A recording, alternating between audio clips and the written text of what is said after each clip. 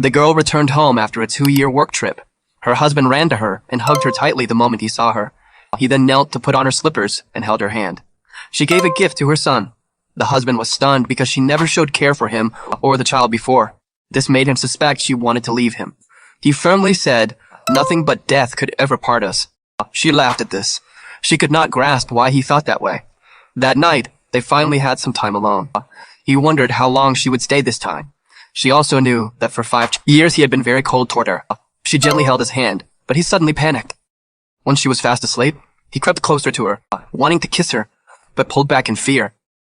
Next morning, he sat in the living room waiting to have breakfast with her. She recalled he used to wait for her to eat, but this time she had completely changed. She happily ate all the breakfast. He was amazed because she had never eaten his cooking before.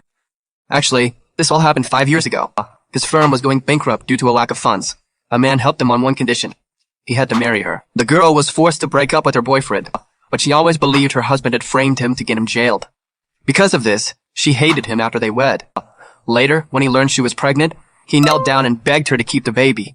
He promised to agree to any terms once the child was born. Then, she went abroad to pursue a violent career. For 5 years, she was cold toward her husband and child, but learned the truth a week ago. Her ex-boyfriend was the one who sabotaged the firm.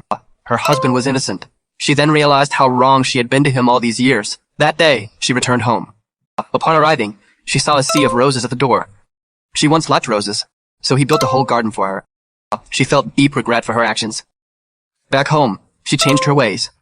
She invited him to dinner because she wanted to repay the man who had always loved her. If you want to know what happens next, please like, follow, and subscribe. To see the rest of the story, leave a red heart in the comments.